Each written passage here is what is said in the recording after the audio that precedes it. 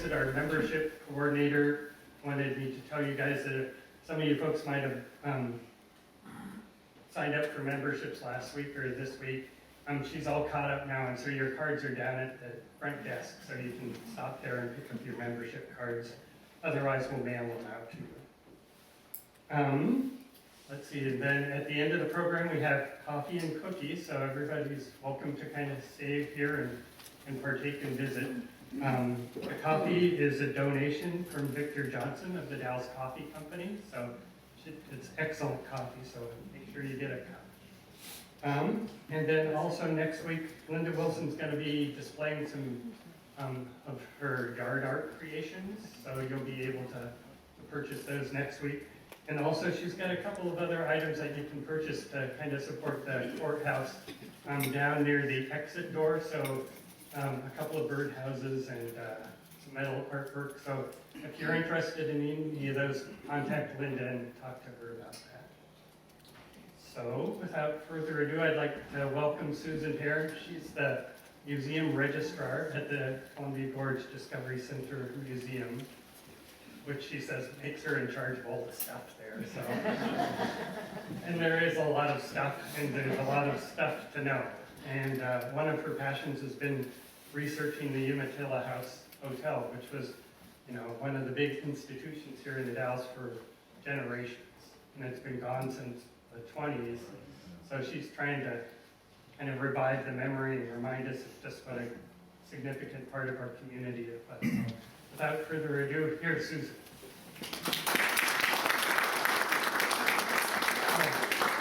And I also forgot, I'm going to be passing around a bag for donations. Are you doing that before or after?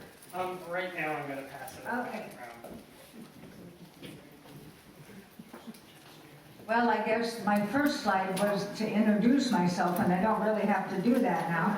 So I might add that I am extremely hard of hearing.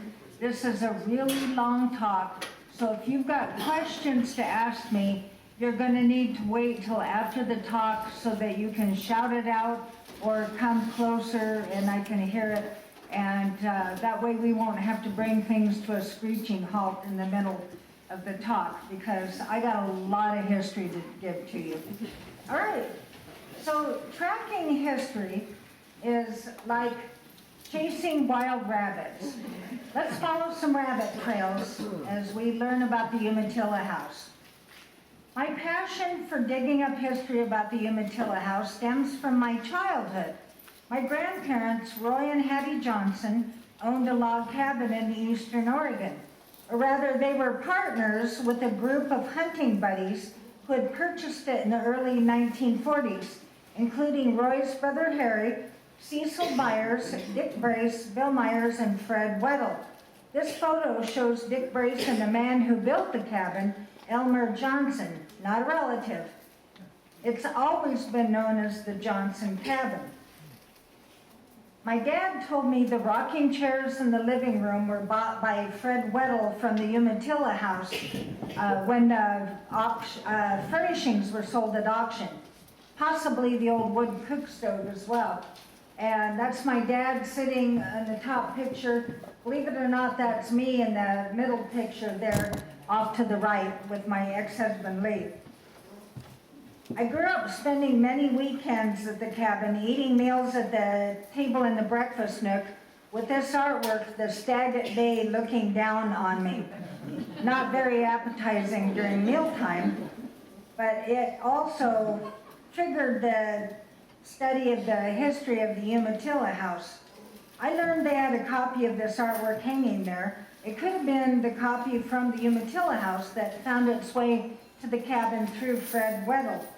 Unfortunately, in the 1980s, all of the antiques at that cabin were stolen in a series of break-ins, including the stag at bay. But no one can steal the history of the Umatilla House. So let's look at some of the various stories that are out there. Where to start? I don't claim to be the original scribe of these stories. Much of the history given about the Umatilla House has been copied and repeated over and over by other people. Inaccurate facts and conflicting information tend to spread like wild rabbits. It's not easy to find the right rabbit trail to the truth. The rest will have to be filed under the title, "Did you hear the one about?" Let's start with these two, Nicholas Byrne Sinnott and Daniel Handley.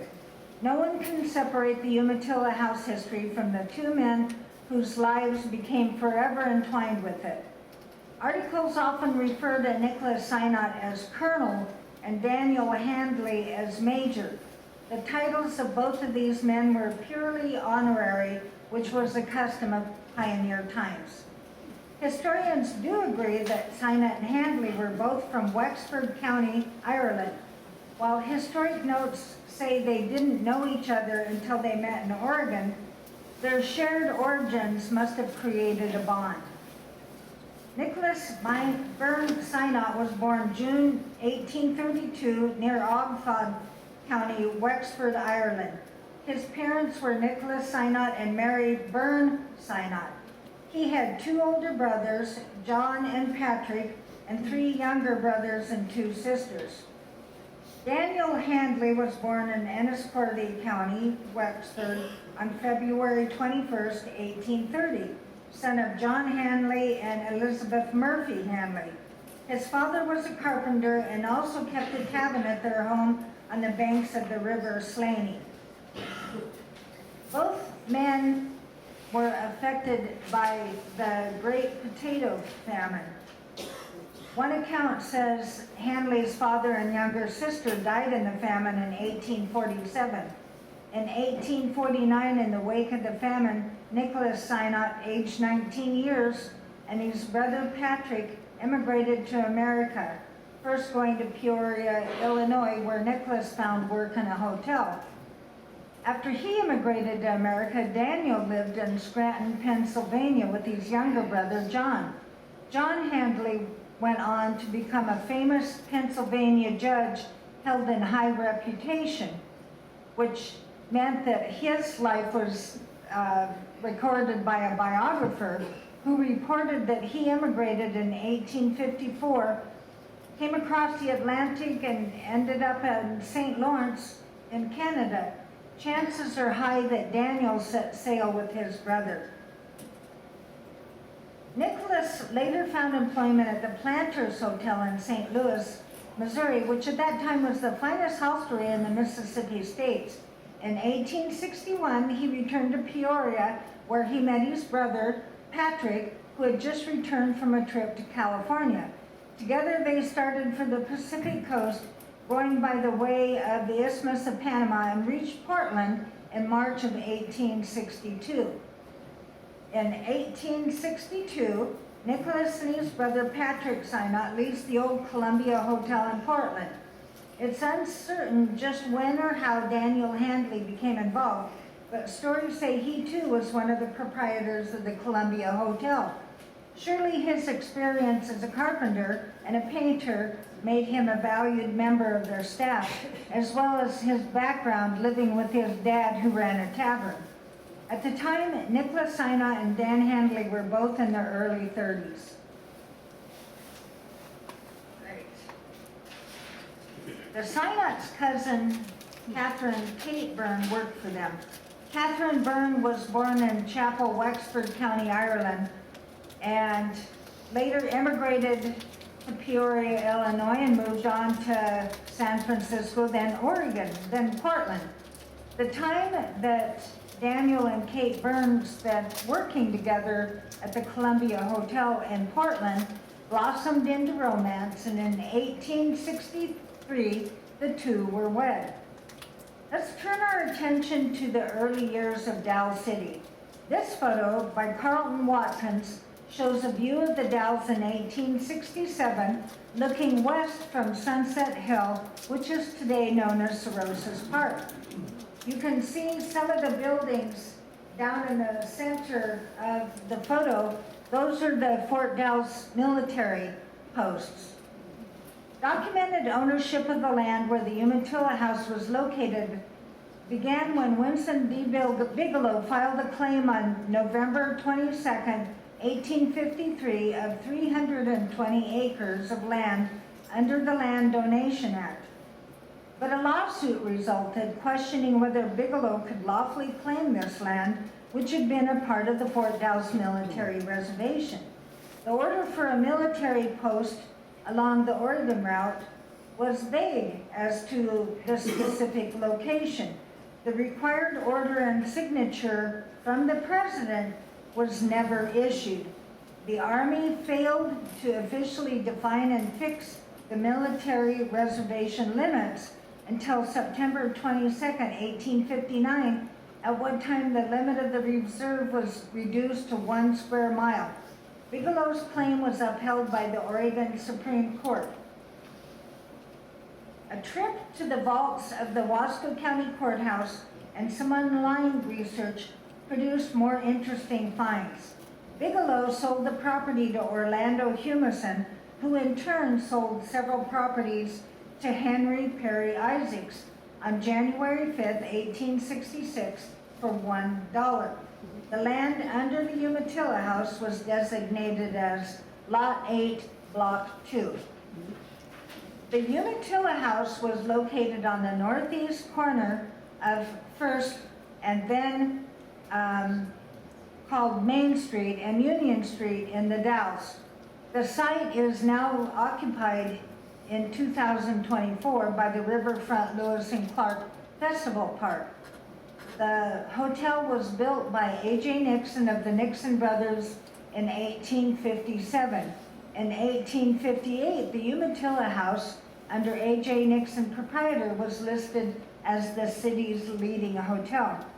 The hotel was acquired by Henry Perry Isaacs sometime in 1861, after he and his wife Lucy, daughter of Colonel James Fulton, moved back to the Dalles from Philadelphia. Isaacs would eventually move to Walla Walla, leaving A.J. Nixon as the proprietor of the Umatilla House. Meanwhile, the Columbia Hotel in Portland was closed after it was decided the land was more valuable if used for other purposes, and the Sinnotts lost their lease. So Patrick and Nicholas Sinnott went to the gold diggings along the Salmon River in northern Idaho. At that time, gold fever was breaking out, and there was a lot of gold coming out of the Salmon River area in the 1850s and 1860s. They must not have been successful in the gold mines. Few men really struck it rich. When Sinnott came down from the mines, he stayed overnight at the Umatilla Hotel. It was July of 1862. He complained to the proprietor that the bed bugs had driven him out of his room, and he had had to take his blankets and sleep in the hall to get away from them. He was told, if you think you can run this hotel any better than I'm doing, you'd better take it. All right, said Sinnott. What are your terms? An offer was made that Sinnott thought was reasonable. He accepted it, and though he only had $40, he closed the bargain. On September 14th, 1863, Nicholas Byrne Sinnott took charge of the Umatilla House. There's a street scene from that era. Sinnott saw the possibilities of a first-class hotel with thousands of people passing up and down the river to the gold fields of the Inland Empire, each stopping over at the Dalles. The Umatilla House was the place from which the stagecoaches departed for all points in eastern Oregon and Washington, Idaho, and Utah. Sinnott still owned some furniture from the Columbia Hotel and had it shipped up to the Dalles, taking Dan Handley into partnership with him on September 7, 1863. When Sinnott and Handley took over the Umatilla House, there were less than 1,000 people living in the town, but there was always a large population coming and going. The hotel under new management soon took the lead. The photo was taken by Carlton Watkins in 1863. And if you enlarge it so you can see detail, it is, I believe, the only photograph of the original Umatilla House. Which one is it? Well, there's the Mill Creek Bridge stretching across there, and I believe the Umatilla House is not the little thin one right next to the bridge, but possibly the one next to it. I'm not really sure which of those two buildings it is, but I can guarantee you that I've never found another photo of the original Umatilla House. Their efforts were noticed in the Dalles 1866 Times Mountaineer improvements of the Umatilla House. See, I think I need to go back one. There we go. Improvements. Messrs. Handley and Sinnott have made some handsome improvements to the Umatilla House this spring in order to accommodate the wants of the traveling public. But during the past week, they've capped the climax by the addition of 10 beautifully furnished rooms in that part of the building formerly occupied as a cigar store and tailor shop. The enterprise displayed by those gentlemen in fitting up the Umatilla House to its present state of comfort is certainly commendable, for which they deserve and receive a fair share of public support. The sale of the Umatilla House was completed when H.P. Isaacs and his wife signed a quitclaim deed handing the ownership of the hotel over to Handley and Sinnott for $5,000. The deed filed for record on May 14, 1867. In addition to the 1863 marriage of Kate and Daniel, another bride came to the Umatilla House family. On June 17, 1865, Nicholas Sinnott was married in San Francisco to Bridget Mary Brass, who was also a native of Ireland. There's very little written about either woman. A note on Bridget Sinnott said she was endowed with fine qualities of mind and heart, and theirs proved an ideal union. A beautiful woman of stately manner, Mrs. Sinnott was always tastefully and elegantly attired, and each day her husband escorted her to the hotel for dinner. The discovery of gold in eastern Oregon and Idaho boosted the Dalles into its heyday. The steamers from Portland ran at full capacity with passengers to the Dalles. The streets were full of pack trains, stages, and wagons headed for the mines. The enormous steamboat traffic on the Columbia River was transferred to the Dalles, and from that point, freight trains departed for their heavy trips into the interior of the country. In those days, hotels were of first importance, with saloons and blacksmith shops running a close second. North of the Umatilla House, the riverside was the incline, so named because steamers could stop almost at the door of the Umatilla House at high water. The Dalles Celilo Portage trains stopped at the Umatilla House. A railroad trestle crossed Mill Creek, which was much wider than it is now. The proprietors donated a ticket office and baggage room to the OR&N Railroad Company. The track passed directly in front of the Umatilla House. There were no dining cars at the time, and train schedules were deliberately set to arrive at stations at mealtime. When the train stopped to let passengers off to eat, either Handley or Sinnott would be out on the platform ringing a large brass handbell. Handley would point to the front door and the restaurant with his thumb, jerking his hand over his shoulder while swinging the gong, making sure that they knew where to go to eat.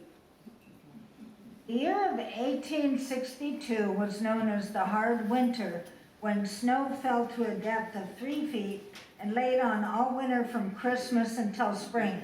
No whining about the snow we've had lately.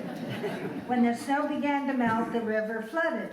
Front and Second Streets and even 3rd Street were submerged, the highest stage being 48 feet and 10 inches above watermark. The second recorded flood year in the Dalles was 1866. That doesn't mean there weren't floods before, it just means nobody had been recording them. The majority of the guests patronizing the Umatilla House were stock, mining, railroad, and steamboat men.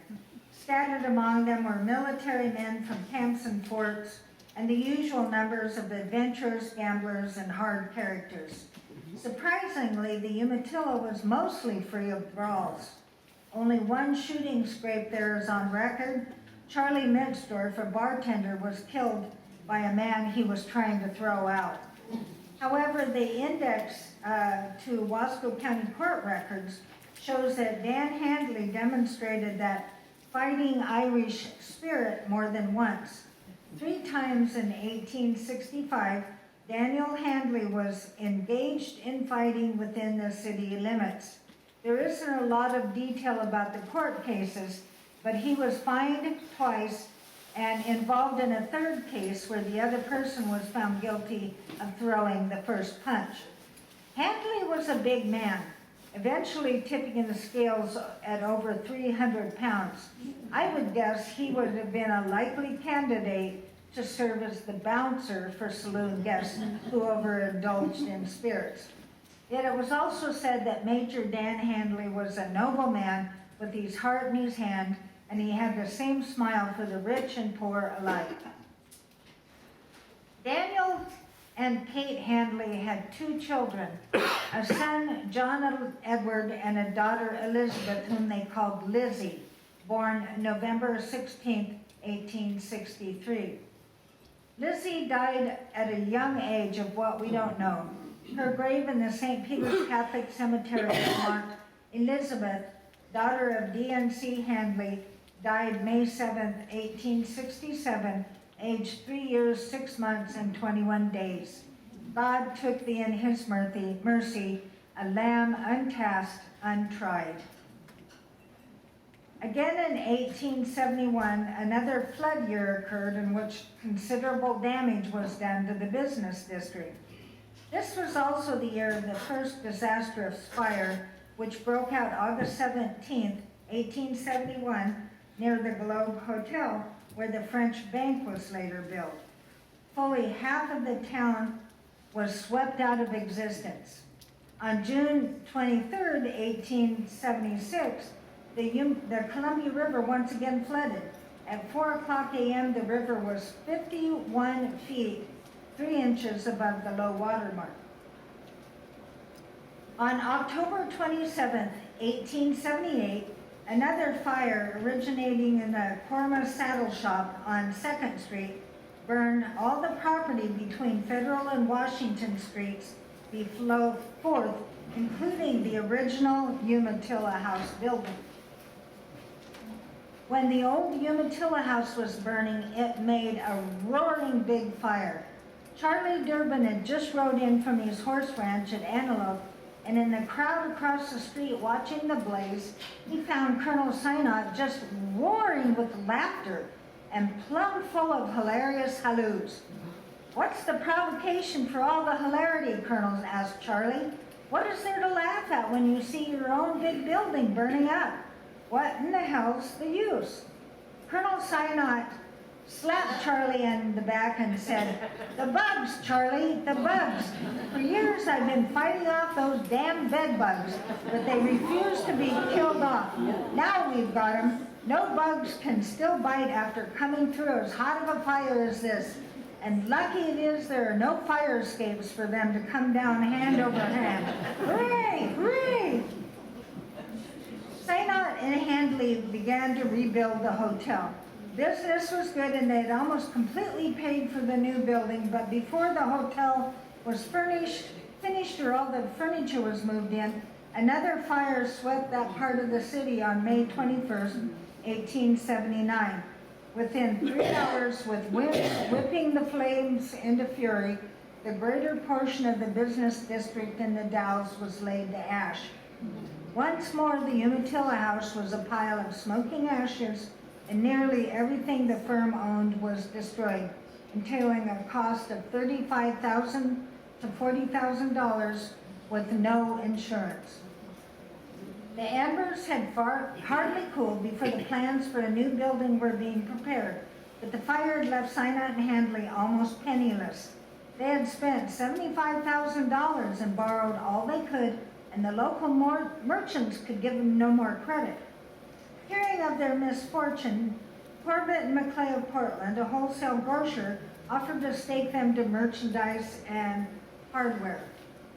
Chu Ki, the Chinese cook, loaned them $18,000. Dr. Shackelford, an old-time Army doctor, loaned them $15,000. Van Lieber, the only milkman in town, loaned them between 10 and 15,000. The Oregon Furniture Company refinanced the order, and it all had to come around the horn, which took nearly a year to get the furniture. Oregon Lumber Company furnished the lumber without cash. A large part of the money to rebuild the Umatilla House came from the railroad men. At the time, there was no bank in the Dalles, and the railroaders kept their money in the large fireproof safe at the hotel, drawing on it as they needed. Some of it was in rolls of gold dollars. The hotel men asked the railroaders if they could use their money to rebuild, and they all agreed. Sinnott and Handley then mortgaged their homes and built the last and fanciest Umatilla House at a cost of $91,000. A lot of money for back in those days. A large crew of carpenters completed the building in about 4 months.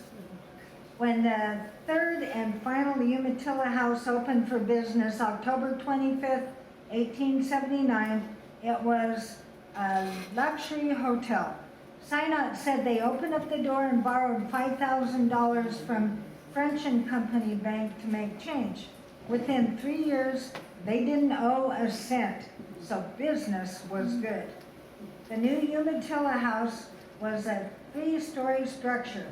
They had increased its capacity by building a new wing on the east end of the hotel, giving them accommodations for 400 guests and the claim of being the largest hotel north of San Francisco.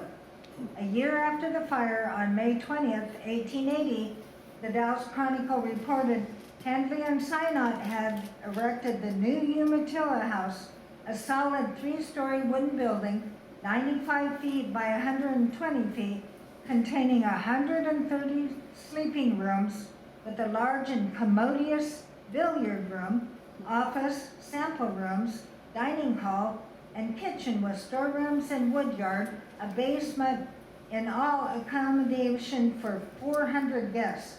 The rooms were fitted up with walnut and ash furniture, together with a stove in each suite. There were 2 baths, which was an opposing ratio for the time and place, plus a toilet in the basement. Be glad you didn't have to stand in that line. A broad veranda shaded the front. Under the railing of the sidewalk, down a steep bank and under the hotel was the cellar basement. Ice was brought in by horseback from the ice caves on Mount Adams. The hotel had ice cut on the river during the winter and stored it under the building and at the rear in sawdust-filled rooms. One entered the Umatilla House on First Street into the spacious office with its heavily carved black walnut counter. The keyboard with its 2 carved ducks and goat's head hung on the wall behind the counter. You can see it there on the wall if you look. On the back, on the black walnut desk was a large slate with space marked for 120 rooms. The Umatilla House was lighted by gilded chandeliers bearing kerosene-burning lamps hung from the ceilings. Old Tom, their trusted veteran Chinese housekeeper, kept them shined and filled. There were lamps in every room and lobby. The bar and dining rooms each had a huge stove with a patented metal container around the stovepipe to furnish hot water. The doors to the left led to the dining room. They employed as many as 16 waiters and 12 cooks, and the dining room seated as many as 250 people without moving a chair. The house fed as many as 1,600 people at meal times throughout the day. Daniel Handley was a generously proportioned fellow who weighed 320 pounds and was a liberal patron of his own table and bar. At meal times, he dragged his special made-to-order chair that fit his bulk to the door of the dining room and acted as cashier. The price of meals were 2 bits, 25 cents if you don't know what a bit was, and 4 bits, 50 cents, depending on whether you sat at the commercial table or the table for the general public. which meant working men like farmhands, mule skinners, and gold miners. Meals and room were $1 a day or $20 a month. To traveling men or drummers, meals were 50 cents and $2 for room and board. Just probably making sure they're not going to skip out. They made sure they got paid. Venison, wild goose, royal Chinook salmon were some of the specialties of the Umatilla House. They had a butcher shop, the largest in town, to prepare steaks, roasts, fish, and fowl for the kitchen. They used $600 worth of meat a month. Enormous quantities of beef, ham, and bacon were bought. They stocked 4 tons of ham and bacon at the time, and several hundred dozen eggs were in the storerooms. Entire garden crops were bargained for use in the dining room. The hotel took all the garden produce produced by local gardeners, including the Chinese, all that they could raise. Their supply room was as big as a grocery store. Here's an example of the Christmas menu for the Umatilla House. Notice the menu of oyster or turtle soup, fillet of salmon, pig's feet, boiled queen ham with champagne sauce, ox tongue with mint sauce, pig's head with sauerkraut. Yum. On festive nights, the dining room was cleared and used as a ballroom, and many were the gay parties held there during all seasons. The second floor gallery overlooked the Columbia. The main entrance led into an elegant lobby with walls covered in brocade and gilt, a magnificent glass chandelier overhead, and custom furnished carved furnishings. On the second floor was the ladies' parlor. The parlor of the Umatilla House has been the setting for many a wedding. Happy young couples came from all directions to be married under the glittering lights and before the golden framed mirror. And if weather was fair and the steamers running on schedule, the event was topped off by a sail down the Great River to Portland. The doors to the right of the lobby led to the bar. In the rear of the bar room were billiard and card tables. Those who remember when soldiers, stockmen, and settlers crowded the Umatilla House state that as many as 200 men at one time were often seen in the bar room. The Umatilla House bar room made even more money than the rent from the rooms or the profit from the meals. The hotel took in hundreds of thousands of dollars. Sinnott kept thousands of dollars in the safe at any one time. A roulette wheel graced the billiard room. Ed Wood, chief special agent for the Union Pacific, reported to the Oregonian, "I have seen poker games there when there would be $10,000 on the table at any one time." The basement held a huge storeroom for liquors and cigars, guarded by 2 huge brass padlocks as large as saucers. The cellar at times held as much as 2,500 gallons of whiskey. Major Handley and Tom Kelly, the bartender, would go down to the basement and open a 100-gallon barrel of 100-proof whiskey. They would put in a gallon of glycerin and 4 gallons of water. That was apparently to make the mix just right. During the process, they would continue to taste the whiskey to see if they'd hit the just right mix yet. Generally, by the time it was right, Handley and Tom would be flat on the floor. As this was a daily occurrence, Sinnott would send someone down to the basement just before meals and train time to wake Handley. Sinnott himself drank very little, putting a few spoonfuls of whiskey in a glass of water when he did imbibe. An immense register lay open on the front desk, and from time to time signatures of famous men were written there. Colonel Sinnott was known far and wide for his remarkable ability for impressing the appearance of people upon his memory, so that even years afterwards, should he meet the guest again, he could recall the name of the person and where and when he had met them. I wish I had that skill. Sinnott and Handley were hosts for many notables. World travelers and other distinguished visitors included Lord Lichfield of England, Mark Twain, Thomas Alva Edison and his wife, and George Francis Train, whose motto was "Round the World in 80 Days." I might point out that picture is from the one that was here in the original courthouse. We found it this morning. It's sitting right here on the table. So afterwards, you might come give it a look. I encourage you not to flip through the pages, but the original register is there. That one's from 1906, so you're not going to find Mark Twain's signature. Renowned fighters John Sullivan and James Corbett stopped there on different occasions. And oftentimes while they were eating, the hundreds of fans would peer through the window to watch them eat in the restaurant. The old registers were a veritable who's who of Oregon and included signatures from Reverend Thomas Condon, abolitionist, Henry Ward Beecher, Dr. John McLaughlin, Governor George Wood, Senator John Mitchell, Captain Ainsworth, R.R. Thompson, and John Gates. In later years, Susan B. Anthony stopped there. From the veranda of the Umatilla House, Malcolm Moody made his first speech after being nominated for Congress. From the same veranda, General U.S. Grant, railroad tycoon Henry Villard, and General W.T. Sherman spoke to the citizens of the Dalles. President Hayes and later President Harrison were greeted there by citizens. They had rules and regulations, as you can see in the green thing posted, which included, among many other restrictions, it is expected that parents shall exercise proper care over their children and not allow them to make a playground of the halls and parlors. Some things never change. Politics were a hot topic back in the 1800s. Colonel Sinnott was a staunch black Republican, and Major Handley was a dyed-in-the-wool Democrat. This is back in the days when Republicans were liberals and Democrats were conservative. What a mixed-up world we live in now. The Umatilla House was a rendezvous of political parties, conventions, holding sessions a week at a time, both day and night.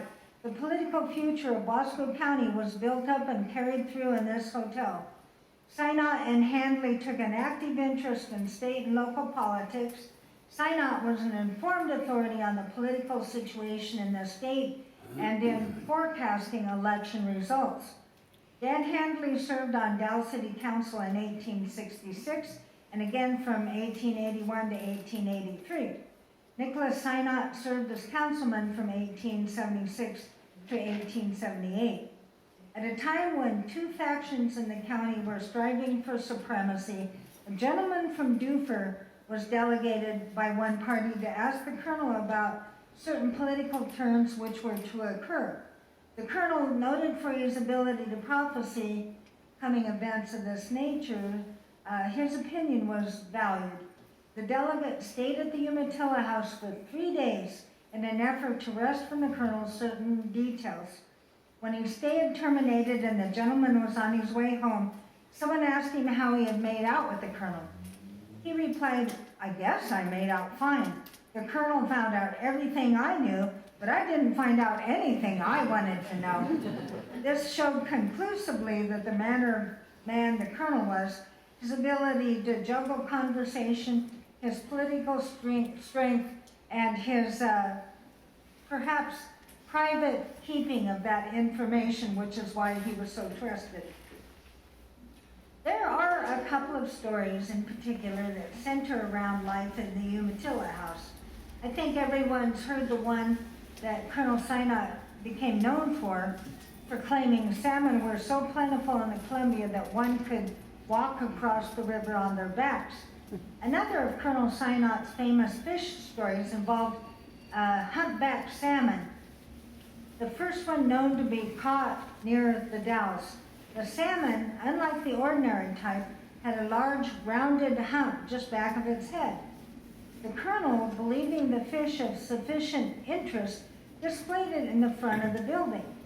Linus Hubbard, who at that time was working for O.D. Taylor, an old-time Baptist preacher and founder of Grand Dalles, came down to the hotel to take a picture of the fish. Thinking he could have a bit more fun from his work by bringing the fish more prominently displayed in the foreground. A first picture was taken of the colonel, who was not an expert in photography perspective, standing several feet to the rear of the post with John Mitchell, who ran the newspaper, which of course made the fish look very large. A second picture was taken with the colonel standing with John Mitchell several feet in front of the post, which made the fish look very small. Some rhyming Webster penned the following poem.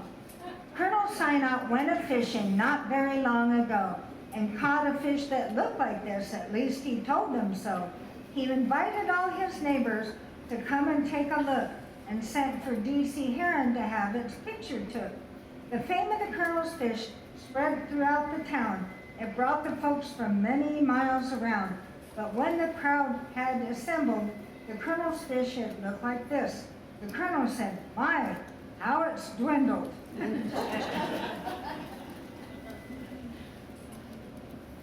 Another story that is specific to the Umatilla House tells about how they would buy several hundred dozen eggs packed in oatmeal in the fall.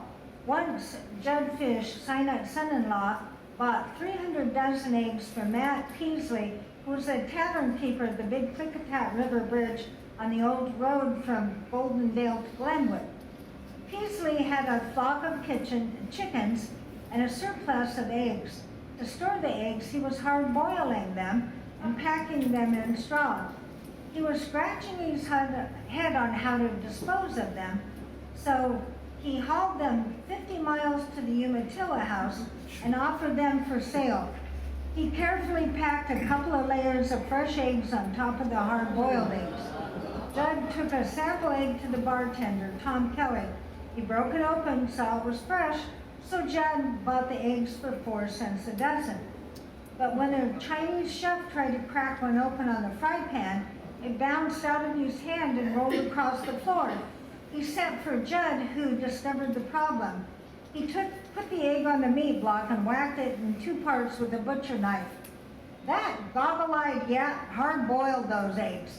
He did it to get even with me for a gag I once pulled on him. Nicholas and Bridget Sinnott were the parents of 4 children: Molly, Nicholas J., Roger B., and Catherine. Catherine unfortunately died at the age of 7, but Molly grew into a beautiful and accomplished young woman who married Judd Fish, and they later became co-owners of the Umatilla House. Roger Sinnott worked as a lawyer in Portland, Oregon. Nicholas J. Sinnott was elected U.S. Congressman from Oregon in 1813 to 1829. Growing up at the Umatilla House, that would have been 1913 to 1929. Growing up at the Umatilla House is where Congressman Sinnott spent his boyhood and got his political training. Other businesses operated within the walls of the Umatilla House. The ticket and baggage office for the OR&N Railroad was in the building. In later years, the Western Union Telegraph office was located there, as well as a barber shop, even a gift shop. Engbert Ed Nicholson was a steward in 1869, his brother the night clerk. An immigrant from Germany, he came to the Dalles in 1867 from New York. Nicholson later opened a book and stationery store that is still in operation today. It's the oldest bookstore in Oregon, operating under the name of Clint's Booksellers. The summer of 1880, another flood inundated the Dalles. Heavy winter snows and a cold spring were followed by a sudden rise in temperatures in late June and early July. For 2 weeks, the snow melt-laden waters of the Columbia lapped the front portion of the town and drove business back to other streets. The Times Mountaineer reported on June 29, 1880, the water began to rise and kept gradually creeping over the surface of the town. Misters Handley and Sinnott were determined to stand at their post, and at 11 o'clock Sunday night, when the water of the river was up to the floor of the Umatilla House, we inquired whether they would move. No, they said, we shall have the false floor raised about 2 or 3 feet and try to weather it through. By July 2nd, 1880, the water reached 48 feet, 7.5 inches above low water. This was the highest point gained during the flood of this year. July 6th, the Mountaineer reported, the present week will be known as the Dalles Flood Week. Another fire burned through the downtown area in 1891. There is a reason most of the downtown buildings are built of brick and not wood. This fire gratefully spared the Umatilla House. However, the ever-present danger of fire made everyone understandably nervous. On Saturday, May 13th, 1893, an article published in the Dalles Times-Mountaineer told this story. The guests at the Umatilla House were aroused from their slumbers this morning by loud cries of, "Fire! Fire! The town is on fire!" The hotel man, notably alarmed, ran to the guest room, looked out, and saw no greater phenomena than an eastern Oregon sun rising, gilding the river and the housetops and reflecting its rays on numerous plate glass windows. When it was explained to the man, he was the most crestfallen individual in town. He apologized for his expression of fear, said he came on the midnight train from Portland, and when he awoke this morning, saw the glare, thought certainly it was a conflagration. He hadn't seen the sun for 6 or 7 months and had forgotten its appearance in a clear atmosphere. In 1889, a tragedy hit the Umatilla House family. Daniel and Kate's only son and last remaining child, John Edward Handley, died February 16th in Denver, Colorado. John Edward was only 23 years old. He was buried here in the Dalles at St. Peter's Catholic Cemetery. Major Dan Handley and his wife Kate lived in room 11, and Daniel died there November 18th, 1890, following several weeks of a painful illness.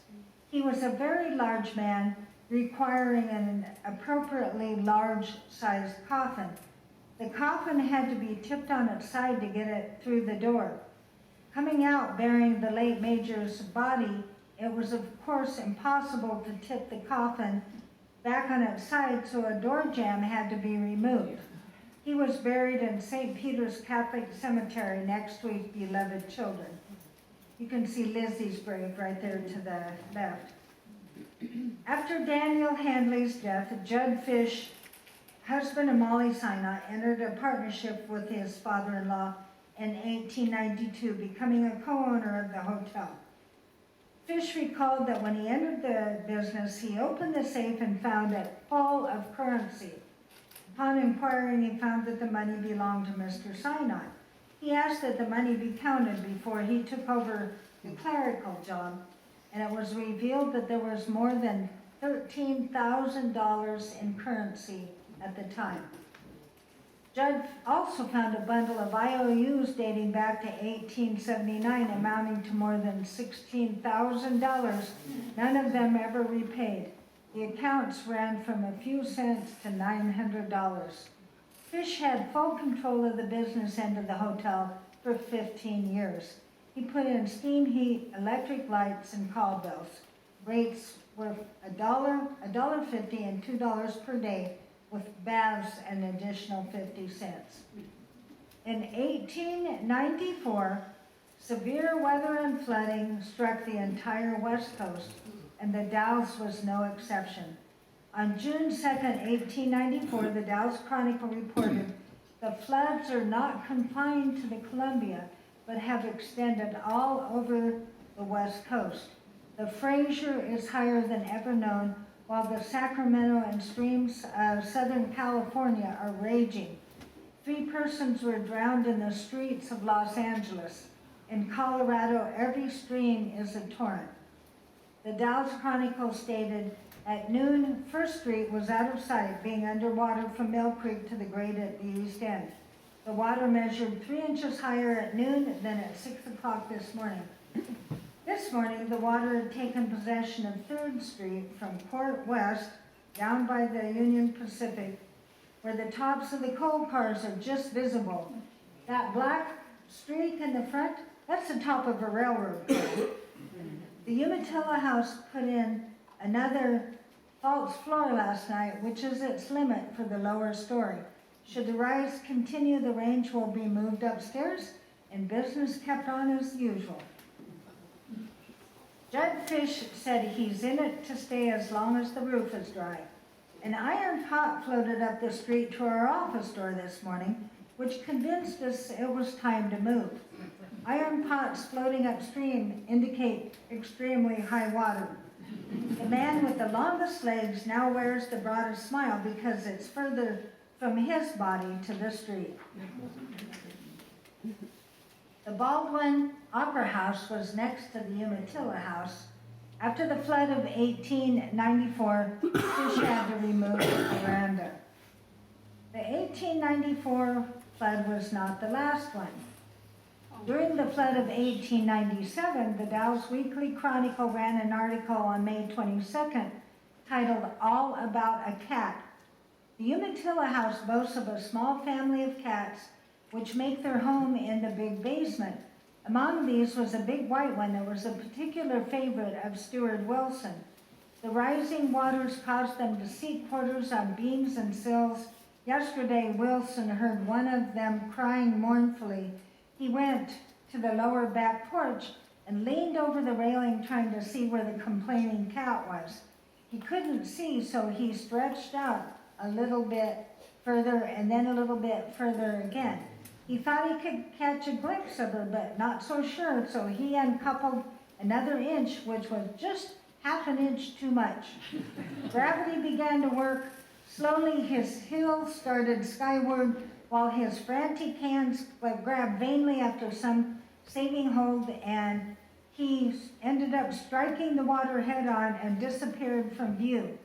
Mr. Brooks, who was examining the gauge in the river a short distance above, was astounded to find Wilson, when he came to the surface, spouting water like a young whale. As he came dripping up the incline with the big white apron clinging to him, he looked like a short-haired mermaid. The cat escaped. Colonel Nicholas Sinnott remained an active, vigorous man for some time, passing away 6 years after his longtime friend and business partner. He died October 21st, 1897, at St. Vincent's Hospital in Portland at the age of 65 years old. That's younger than I am. The funeral of Colonel Sinnott was held from the local Catholic church, which of course would have been St. Peter's Landmark. Never before in the history of the Dalles had such a large funeral procession been known. The hearse, led by the Dalles Concert Band, played a funeral march, had already reached the cemetery before many other vehicles had even crossed Mill Creek Bridge. By actual count, over 100 teams followed the remains, with many more mourners on foot.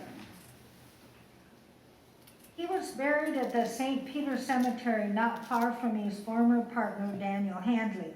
It was said in the Dalles Time Mountaineer, in the death of Colonel Sinnott, the Dalles has suffered an irretrievable loss.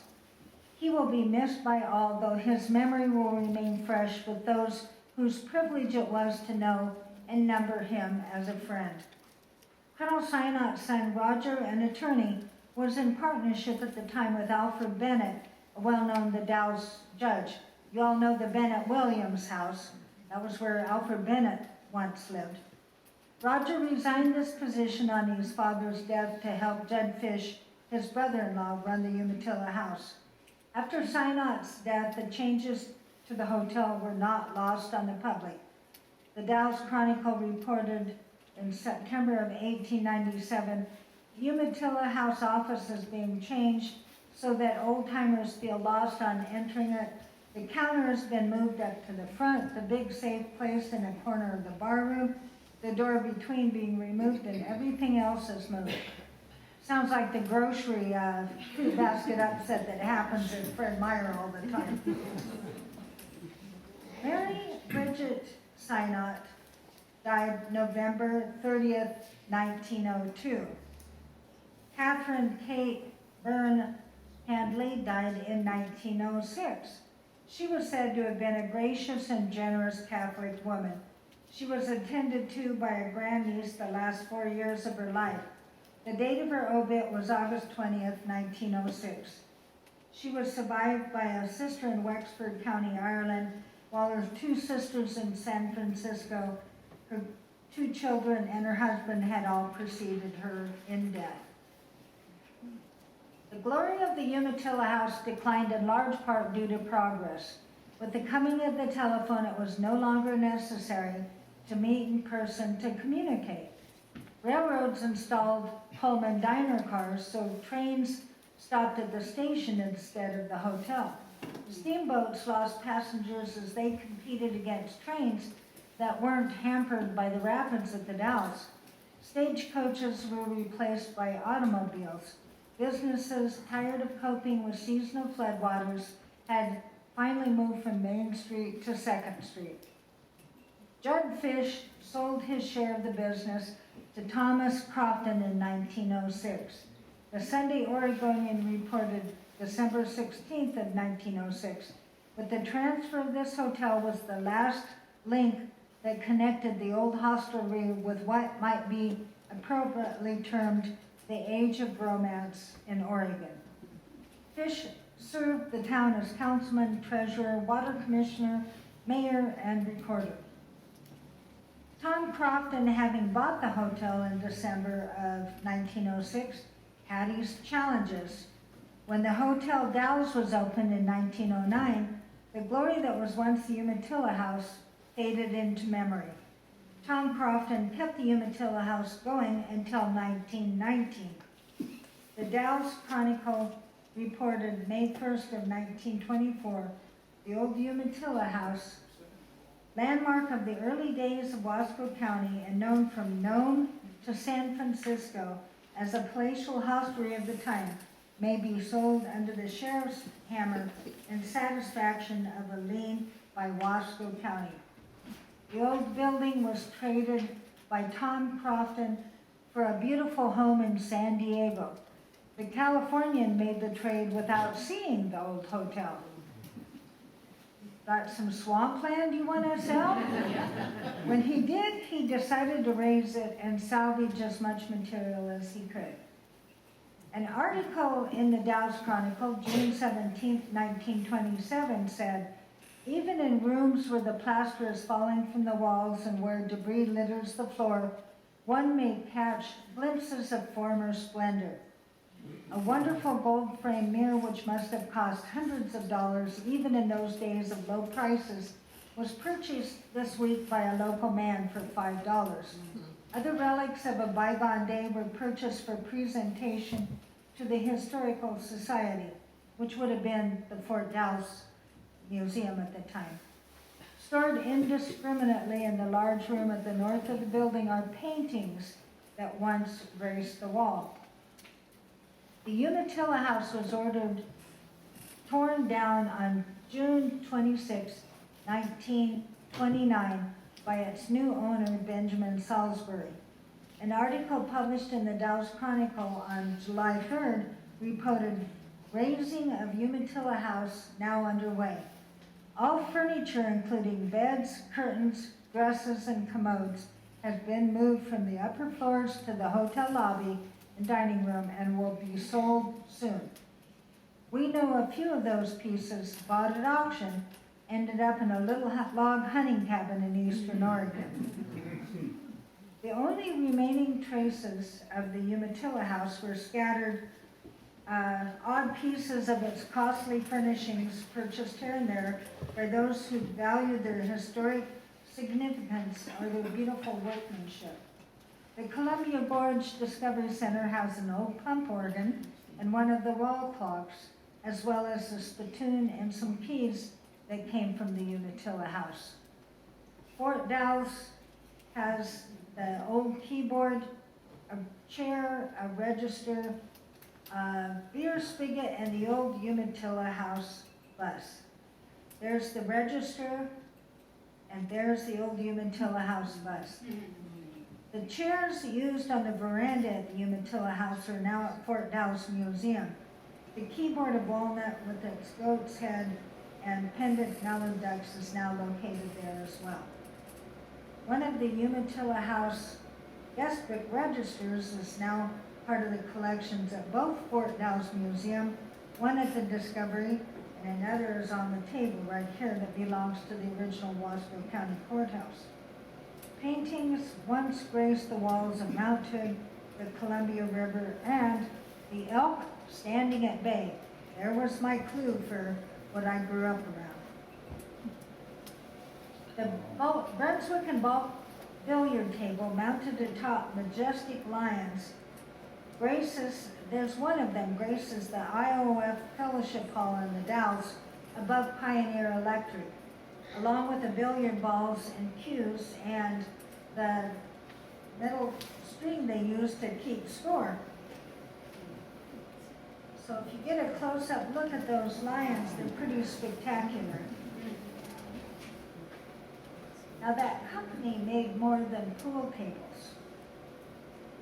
What happened of the dual twin Virgins back bars that were salvaged from the building and over the years moved several times from one site to the next?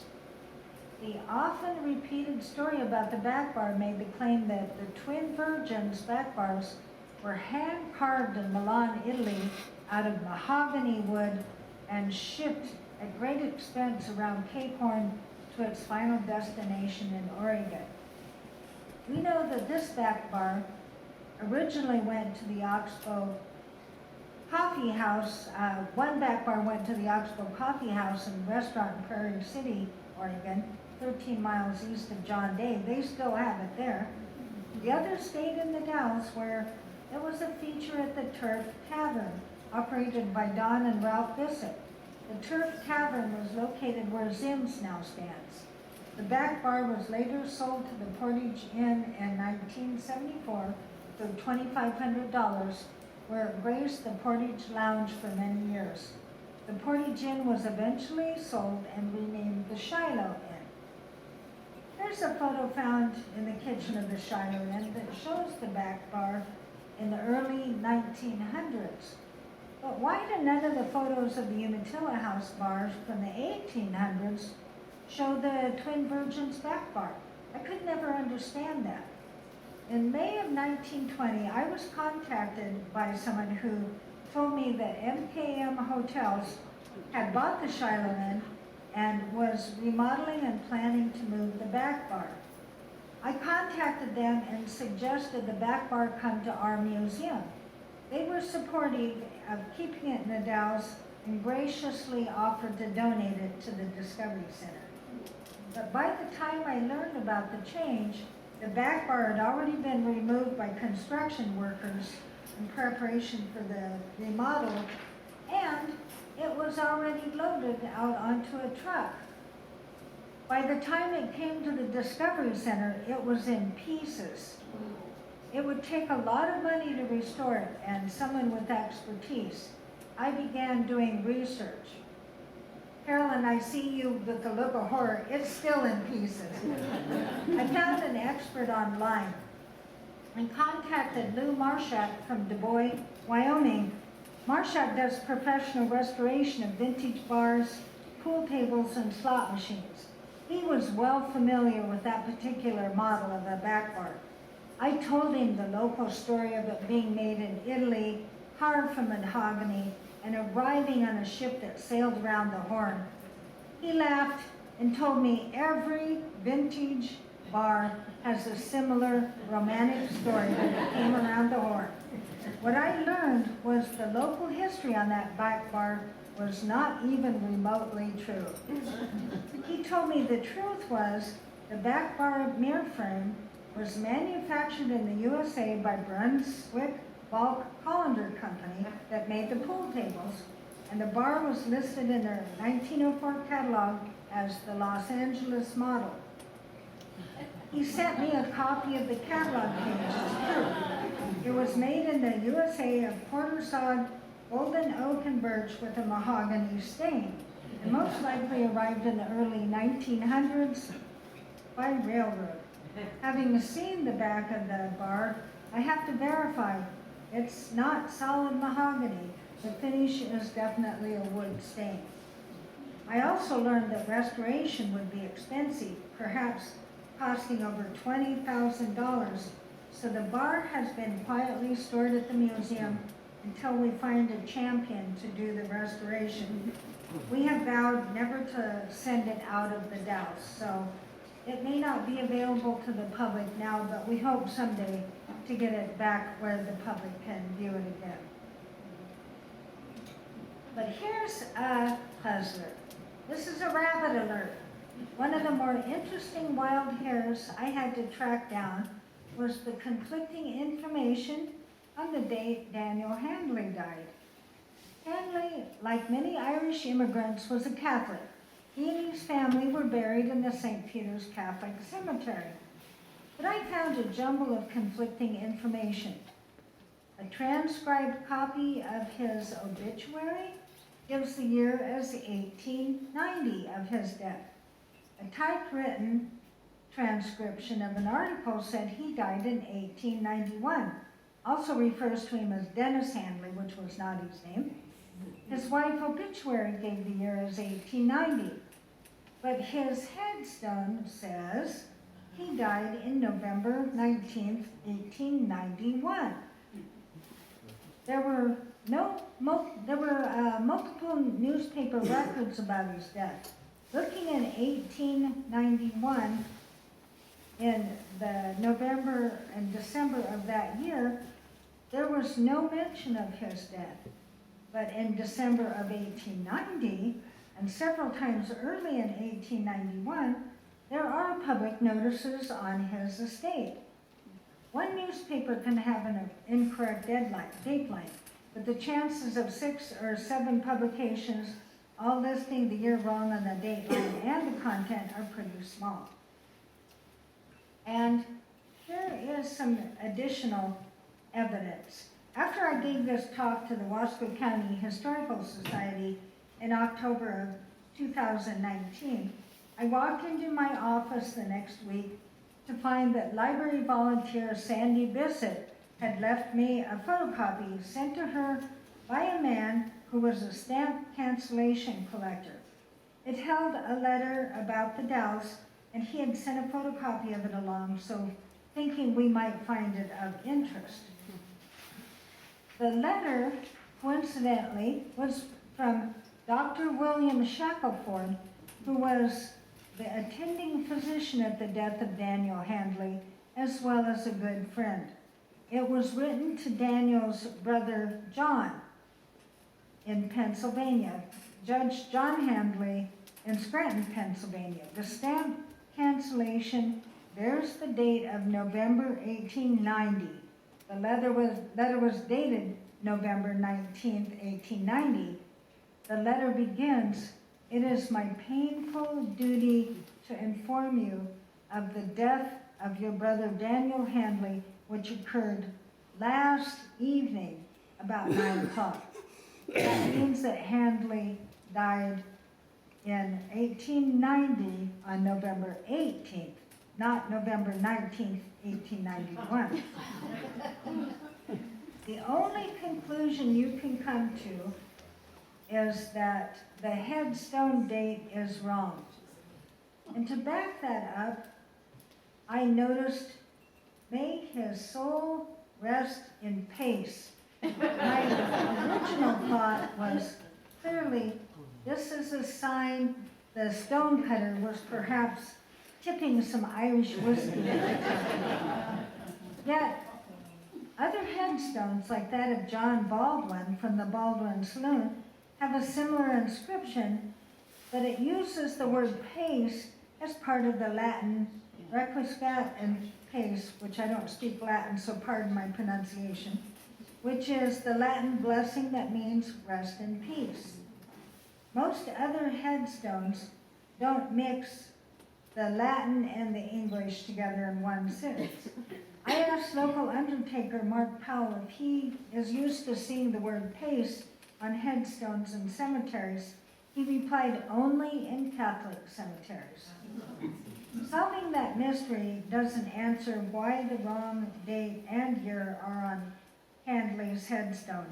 It just proves that you can't take everything you see in print as fact, even if it's written in stone.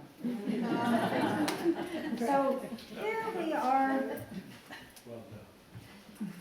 admiring those amazing people who once helped and shaped the Dalles into the community it is today. I hope you enjoyed the presentation. Maybe take a walk through the old cemeteries and send a little prayer of thanks to those who played a big part in shaping our town's history. And remember, you and I are helping to shape the history of today and tomorrow. Our time is now. We are the community. Together, we are the rabbits who will make our mark on history. Thank you.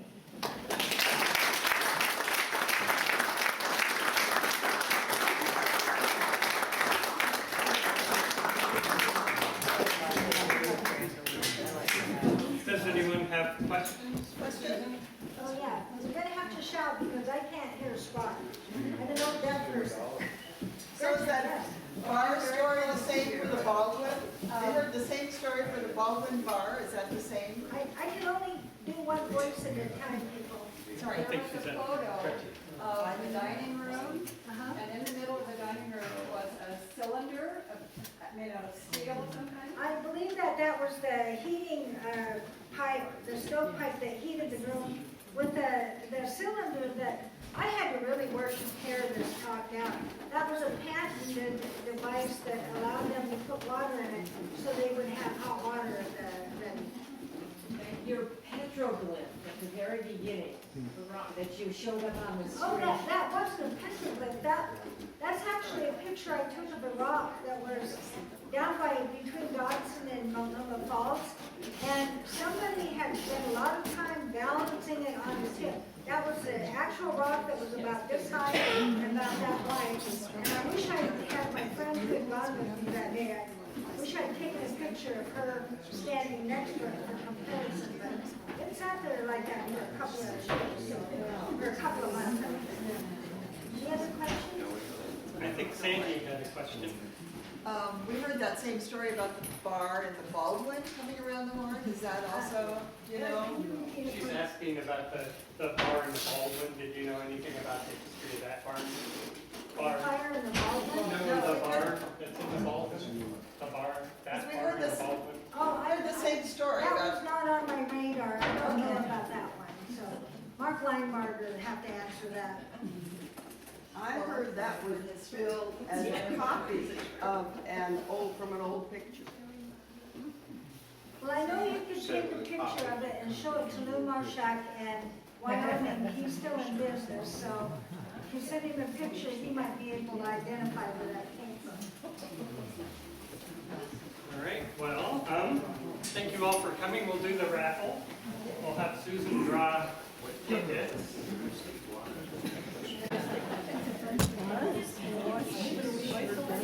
Joanne Brewer.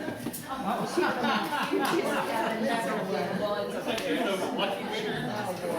2 weeks in a row.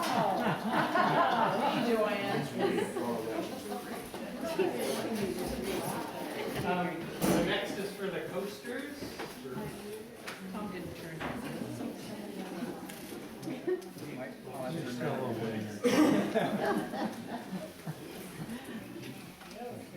Looks like it's a downstairs ticket. So it's 414-4031. I'll bring downstairs. Hey, Susan, what did they put in with the whiskey? Was it water and was there one other ingredient? You know, I'm not a whiskey drinker. I'm sure that there's a logical explanation. I think it's kind of like softened, I would guess, I'm not a whiskey fan, so I'd rather drink the glycerin and water than the whiskey. Did you say It Buce? was something that they would do at the time, was they would mix the two. You'd have to talk to Jan the was the whiskey winner. system. Get the-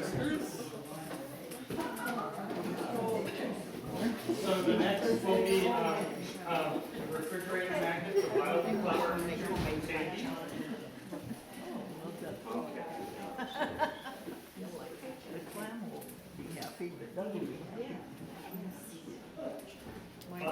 Dickinson. Speak up. All right. Congratulations. Here you go. We'll do another set of refrigerator magnets.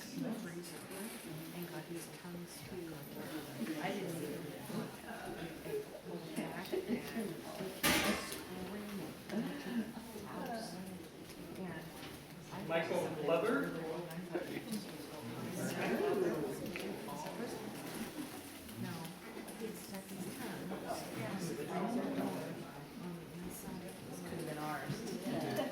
And then the final item will be the book from Carl.